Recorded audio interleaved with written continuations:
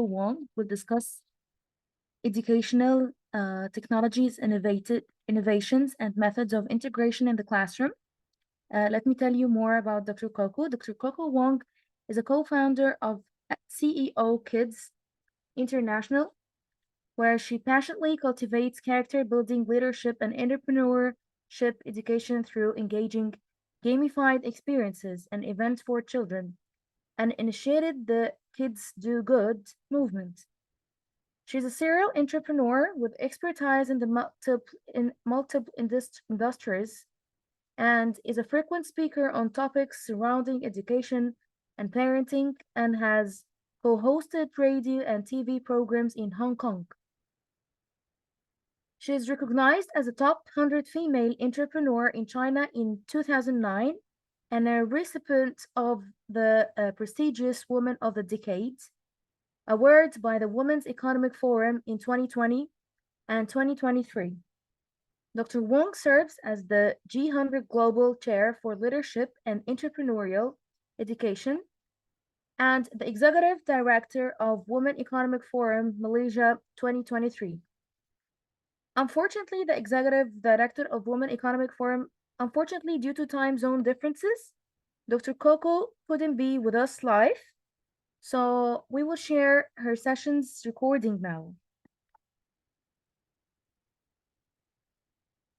هي دكتور كوكو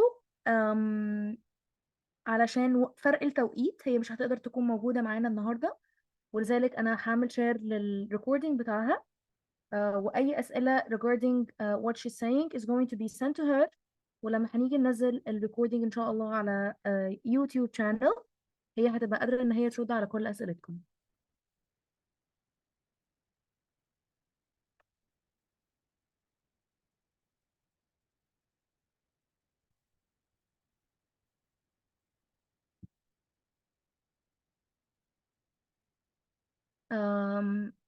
في أي مشكلة في الشيرينج؟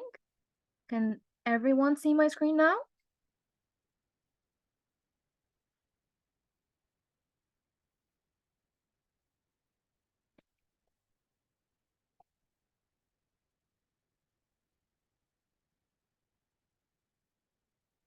أتمنى من الحاضرين بس يأكدوا عليا إذا كانوا هم شايفين السكرين بتاعتي أو لأ.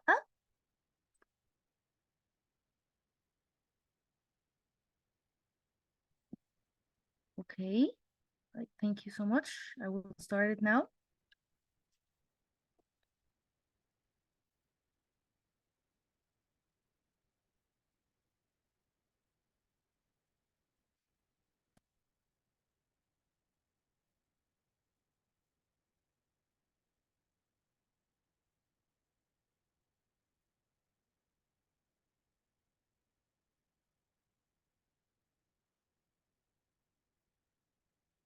Wong, and I am the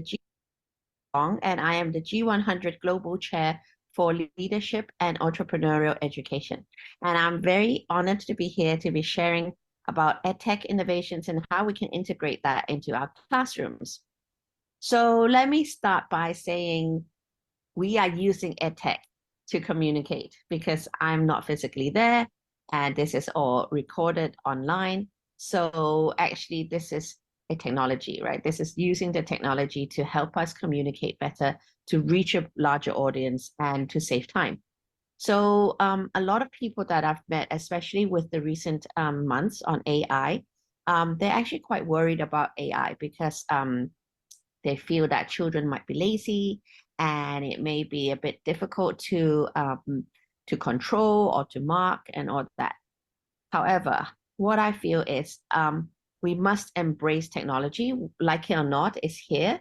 So how we're going to use it in the classroom actually will be something that we need to explore and be open about. As someone who is not really great at technology, I have to admit, I'm not very techy. However, I love technology. So I love using all kind of high-tech stuff, and actually it fascinates me on how it can improve our education and how it can improve our teaching, our delivery, and make everything more effective and personalized. So what I want to share today will be around 4 different things, because I feel this is something that we need to think about. Okay, so first of all, we can use technology for the way to teach. It's a tool, right? It's a new delivery style. Okay, so we can use it for the tools. Secondly, is for communication. So like what we're doing now, we're communicating using technology, right? Thirdly, is going to be assessments, because with technology, we can assess better and we can help the children better. And then the fourth is cybersecurity. Okay, so I'm going to start going backwards. I'm going to start with cybersecurity, because I feel that this is by far, I feel, the most important area that we need to educate our children is. So whatever technology that tech that we're using, or technology that we're going to use in our classroom, we must make our students aware of the dangers of whatever they're using, right? It could be social media, it could be an app, it could be some software where they're getting online information and all that. So we really must drill down on cybersecurity, because nowadays these hackers, they are very good at upgrading and updating and keep innovating based on how the technology is going. So we need to also keep changing our education and in terms of telling our kids and warning them that they need to be always aware that they don't give out information that is not necessary. They don't take personal photos, who to trust, who not to trust, and all that. So it's actually very, very important that we instill that thought into them, because nowadays there are just so many different ways of scams that it's very hard for us as adults to keep up with, let alone the students. So cybersecurity is the number one thing that I feel must be in the classroom, and we must teach our kids to be aware of. Okay. So secondly is the assessment. So in the past, I've had, I guess, not in the past, a lot of the times we used education where we need to mark papers and we need to mark their scores, right? But using EdTech, we can actually speed that up. So for example, you can do online assessments where they just tick, tick, tick, tick, tick, and it's automatically calculated, right? So that actually saves a lot of time for teachers, so that you can go and prep for other things more, right? But there's a deeper use for that assessment. So I've had one in the classroom where they were wearing this sort of a headband where it actually tracks whether the student is concentrating or focusing or listening to the teacher. So when they're wearing this headband, actually on the teacher's screen, you can see which students are actually awake and which are asleep and totally turn off. Because by seeing that, the teacher can then change the tone or really understand why the students are not engaging. So that way, it actually helps us understand our student more. And it also will read when the students get excited, it will have a graph that shows that the students are getting excited. That also helps the teacher understand that when they're talking about this thing, the students are really engaged and they're really enjoying it, right? But if you deliver it this way, they're all like falling asleep, right? So it actually helps teachers to judge and to gauge and to change their teaching depending on the response of the students, making it much more efficient and much easier to teach that way. Okay. Another way to assess is when we collect a lot of data, so we can use AI and use technology to help us consolidate the data and also to analyze the data. So where are the students struggling with? What are they excelling with? So we can speed up when they're excelling in certain subjects, and we can slow down if they're struggling. So by collecting this data, we can have a bigger overview of what works and what doesn't, right? And that in turn will again improve our teaching habits and teaching styles and the delivery mode as well. So it's very is actually very, very useful for us to assess. Thirdly, by having it online and using tech to help us assess, we can keep track of the students, right? It's actually very, very important that we see that the students are improving or not. So as we see the track, they're improving in math and the English is dropping or whichever way, right? So by using this, we can track the students year by year so that we can understand what is happening. And that this also makes it easier for one teacher to pass on information to the other, because then it's all online. So you don't need to wait for the other teacher to be free or whatever to check. You can just go online and find it. So this is again something that I feel must be used, because once we know how to assess the students, it might help us much easier. Okay. Then we come to communication. So communication is actually something that, like I said, we're using this as communication now. It's also often used in schools, like on Google Teams or the other groups now. So when the students are doing group work, they can actually communicate with each other much more easily. So it becomes like you can do it anytime you want, and you don't have to physically sit there in a group to do it.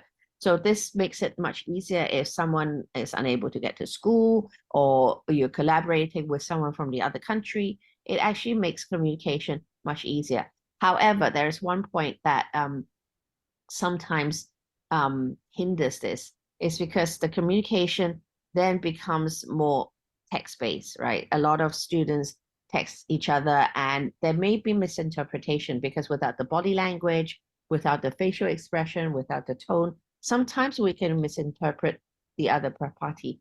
However, I still feel that it's actually way more beneficial than not, by using technology to communicate. And again, we can have track record of how we have communicated.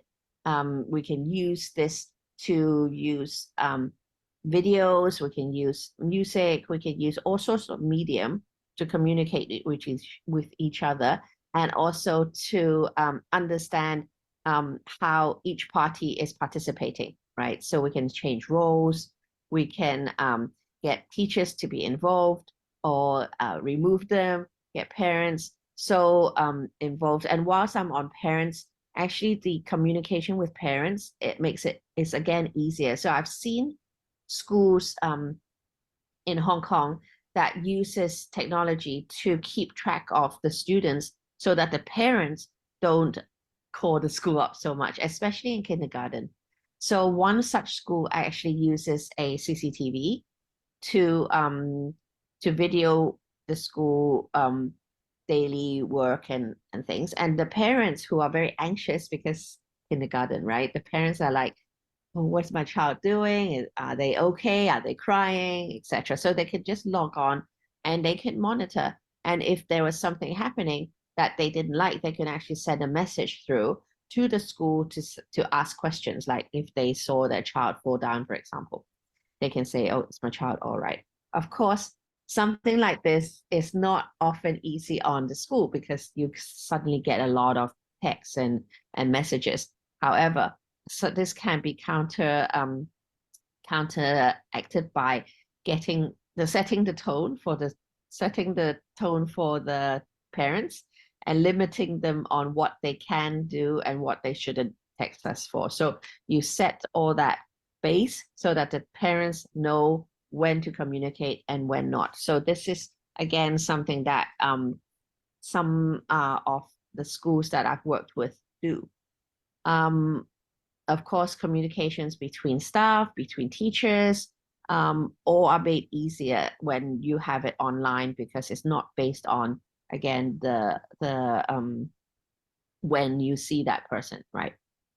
But the one that I really want to go a little bit more in depth with you guys is the tools, right? Actually, having technology makes learning fun. Okay, so in the past, we've done a lot of classroom, and even when it's like active classrooms or you have a lot of activities, etc., it's never as wide as what we can do with technology, because there are limitations inside the classroom, inside the walls. Even if you take them to the garden, there's still a limitation.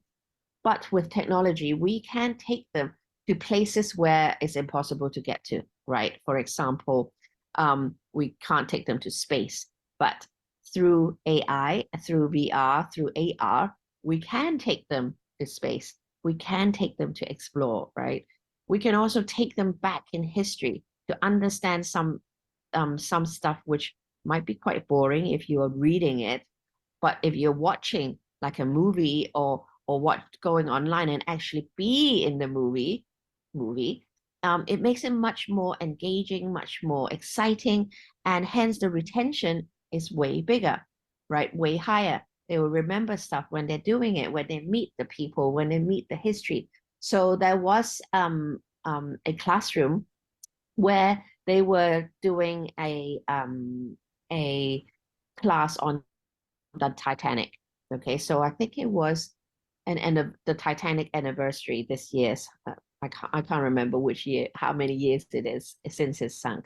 But anyway, I remember it was a Titanic anniversary, and what the teacher did was actually design a Titanic in the virtual space, and then had like the people who survived the Titanic speak, like tell the story, right?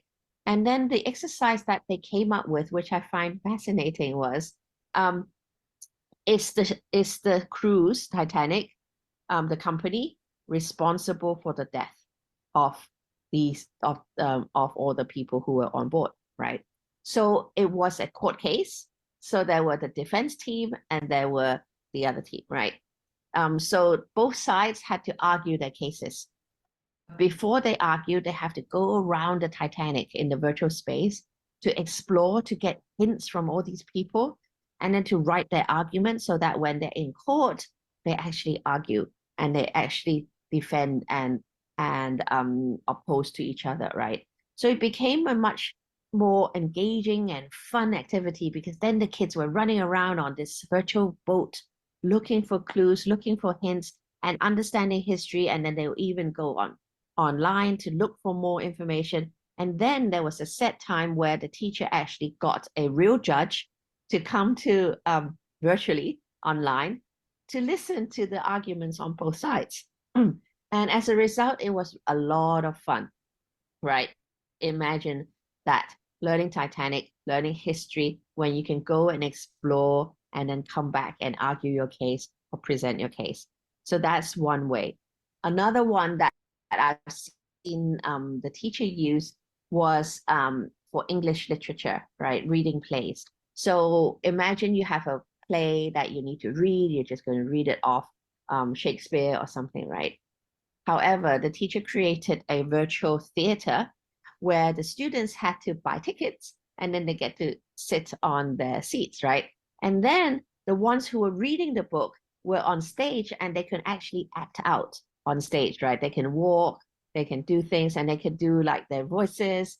And it becomes much more fun again for the students to watch and for the kids to participate. So these are some of the things that you can use in the classroom. Another one that I'm recently working with is a company from UK. So what they've done is they've engaged with local corporations, for example, the water company, and they've asked the water company to come up with some problems that they're facing and they want opinions or solutions of. So then they divided this curriculum into like weeks, and then each week there are a certain number of missions. So each day the students need to go into their software and look for the missions that they need to complete. So the missions could be reading something, watching a video, or writing something, designing things, recording. It's endless. There is no limitation on what the kids can do. So they just need to present their ideas in whichever way they feel would be best for them or easiest for them, because each person learns differently and each person actually presents differently, right? So there never should be right only. They could be speaking, they could be dancing, expressing in whichever way they want. So by doing this after 6 weeks, the kids will be very engaged because week after week it's broken into small missions, which is very like games that they play, right? When they complete a mission, they get a star, and then the next one and the next one. So the students are encouraged as they go along so that they can actually have fun whilst learning. So these are all things that I feel can be used. Of course, there are also easier ones because these ones are a little bit more complicated and takes a little bit more skills to build. However, there are softwares and there are a lot of website now that make it very easy. That is a no code and you can just go and use them, right? So the easier ones would probably be things like Kahoot, where you can put in the questions and the kids can have fun and like who is the first to get to the answers. So these are like simpler stuff, but I feel by using technology, there's so much more that we can do and it's so much more fun. So let me show you something that I am actually building so that to give you a little bit more context on what you can do. Okay, so let me start by this one. Okay, so this one is teaching about Pompeii history. So let me play and then you can. I'm Jess, and I'm here in Pompeii. It's 79 AD. I've traveled back to witness a catastrophic event that's about to unfold. In a matter of hours, Mount Vesuvius, the So you see, you volcano can looming do over the city, a lot will of erupt. different things. The Vesuvius you see outside your window today is very different from the So one this I'm is the looking real at. Vesuvius. In the coming hours, the lives and the world the people here know will be utterly destroyed. First, the people here will feel a series of powerful tremors, like the ground is shaking beneath their feet. Then, they'll see a So massive these plume of graphs ash are and actually smoke rising from the explaining volcano. what each It will of darken the sky. the different procedures. So obviously it's not going to be this fast. They can actually go and press in and go and see and read what is on these boards, right? Any safe place. And you can also get them into different spaces as they go along.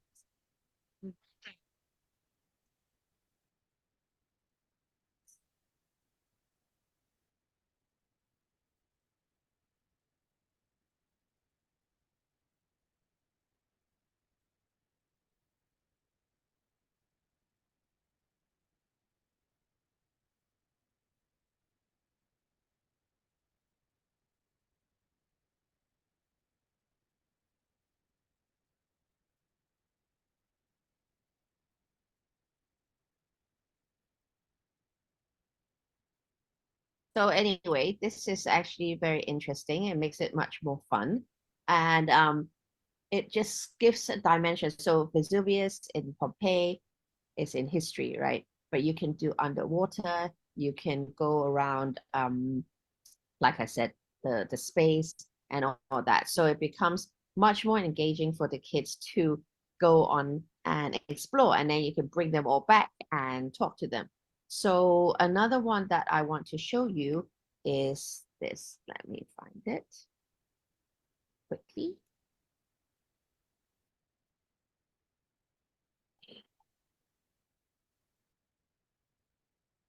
Okay, so for this one is my own company. I'm building it. It's not yet complete, so I'm showing you this.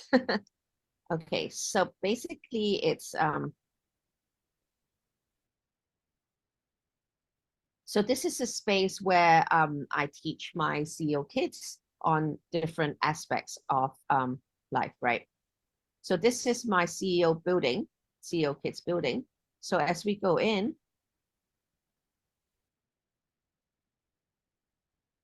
we can actually put posters and different things on the wall. And this video, they can actually press and they can watch the video on what it's about. So this is actually an event that we got in different industry players and to share what their industry is about. So this is a video where they can come and learn about this different industry. And then there are lifts to go up to the next floor. So we could go up to first floor.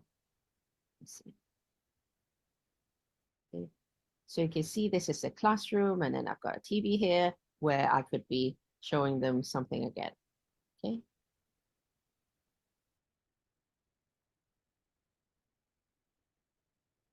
Okay, so I'm back down. So let me show you around.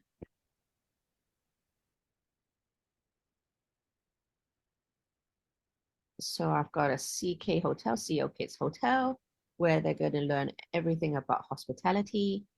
I've got a medical center here where they're going to learn all the industries that is around medical related. Then we have the digital world. So this is all about digital, all about entertainment and all that. So you can see I've got mics, I've got piano there. And then this one, the final one that is here is called the Green CEO. So this is about sustainability. So basically, they will come here and then we'll build in things about sustainability so they can explore and run around. But what I really want to show you is this one. So this is made by Nana. It's actually a student's shop. So this girl, she actually has her own ice cream brand that she's running. So here, we've built her a little shop where she can manage.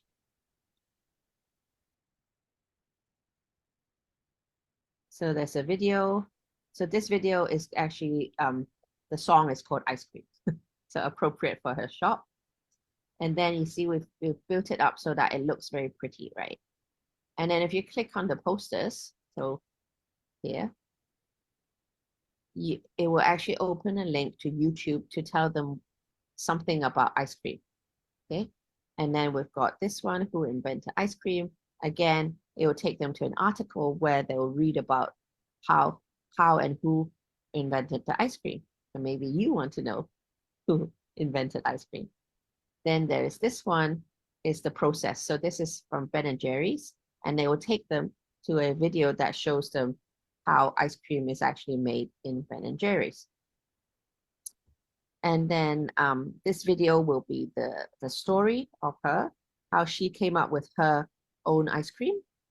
And then finally, we actually connect it to, if you click on this, it will actually take you to an ice cream link where you can buy her ice cream. Okay, so we're gonna see that. So you see, okay? So by doing this, it makes it much more fun and much more engaging, and students can actually build their own stuff, because I believe that students are way more tech adverse than we are. So I prefer to let them lead the way, but we just put in the content and actually use that to engage them, okay? So that's all for my sharing today. Thank you so much, and do reach out to me if you have any questions. And once again, thank you and goodbye.